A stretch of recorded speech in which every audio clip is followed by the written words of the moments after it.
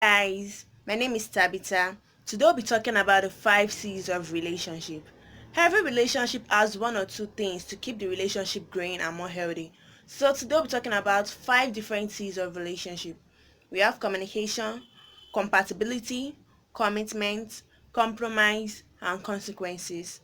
Communication, compatibility, commitment, compromise, and consequences. Firstly, I'll be talking about communication.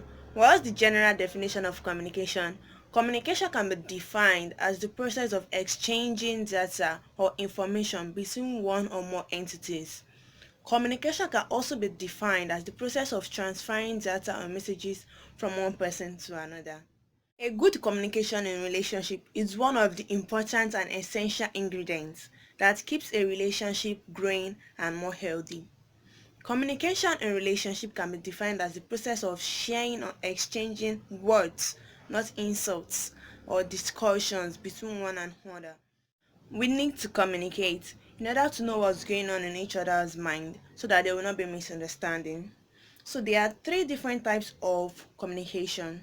We have verbal communication, non-verbal communication, and written communication. Verbal communication, non-verbal communication, and written communication. Firstly, what's verbal communication? Verbal communication has to do with physical interaction. When using verbal communication, we have to be sure about the words and the contents we use so as not to make the other partner angry or not to make them misunderstand what we are saying. Because verbal communication has to do with you pouring out your heart through your mouth to your partner. Verbal communication, you must be sure of the person's mood so that you will not have misunderstanding. The second I'll be talking about is non-verbal communication. This is mostly common between the ladies. It is the use of facial expression, body posture, or tone of voice as a means of communication. Non-verbal communication is a wordless means of communicating to your partner. If you're dating a partner that is a verbal communicating person or someone that likes talking, that doesn't mean you should stop dating the person or you should break up with the person. You can try to mix up things with each other instead of neglecting one another. You can say, okay, you're a non-verbal person, I'm a verbal person. You do the talking. No, sorry, I'll do the talking, you do the listening. And when you are doing your non-verbal communication stuff, I will do the listening. I believe it's going to work out between you two. The next I'll be talking about is written communication. Written communication has been existing for a long time ago because it has to do with you writing. And during the olden days, our fathers and our mothers were used to writing to each other letters from one place to another, either far distance or near. So, written can be defined as the process of which you write poems or messages to your partner. Some of us never write message to our partner. The only message we send to our partner is birthday message or new month message or new year message. The funniest thing is that some of us wrote love messages to our partners when we were at school, either secondary school or university. But as we grew older, we thought there was no need for it or it was meaningless. And meanwhile, that is one of the key things that your relationship needs because that's what your partner wants. So please, please, for God's sake, study your partner very well. So the next I'll be talking about in communication is how to communicate to one another. And the number one thing I'll be talking about is when communicating to your partner, be bold. Don't talk to your partner as if you're talking to your boss in your office or in your workplace. And that doesn't mean you should disrespect your partner. But be bold, be honest, and be plain. Some of us, when we talk to our partner, we talk with fear.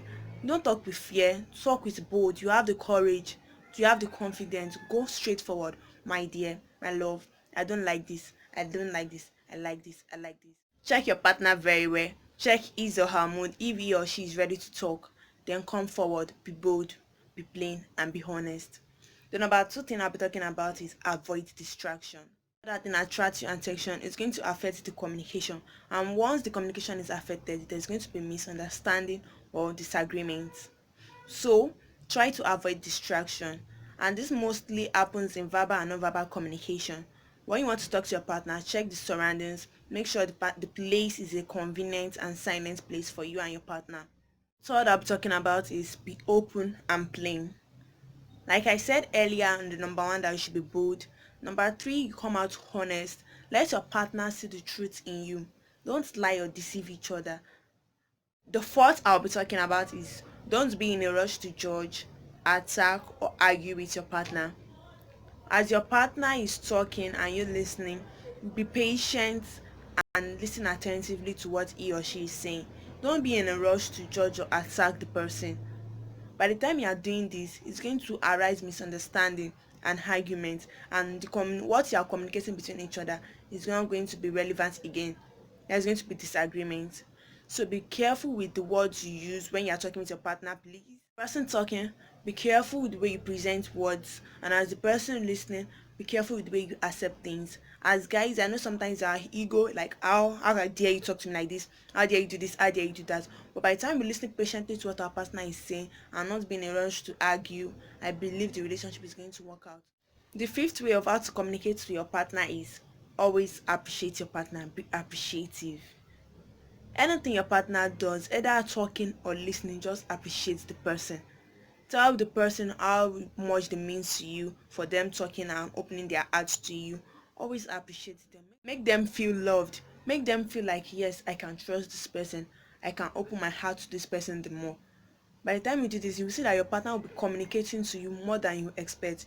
He or she will be opening their hearts to you more than you could expect. Please always appreciate your partner and make them feel loved. Last, I'll be talking about in communication is the importance of communication in relationship. Number one, it helps have understanding of one another. Number two, it helps build companionship. That is, you can easily walk up to each other and talk about what's going on or bothering one another in his or her heart. Number three, it helps makes the love grow more in the relationship. Four, it helps build intimacy. Intimacy doesn't necessarily have to do with anything sexual, but it helps to know how to comfort your partner and how to be comforted too anytime you have one or two things bothering you in your heart. The fifth type of importance is agreement. It helps build agreements between one another, especially your future plans. Thank you for taking your time to listen to what I said about communication today. Please let us know that knowing how to communicate in a clear, honest, and mindful way is a tool to having a better relationship. I'll repeat myself. Knowing how to communicate to your partner in a clear, honest, and mindful way, it's a tool to having a better relationship. Thank you very much for your time today. I really love and appreciate it. My next video will be talking about compatibility. I hope you look forward to that. Please don't forget to subscribe to my YouTube channel and like this video, and also refer to your friends. I love you all. Thank you.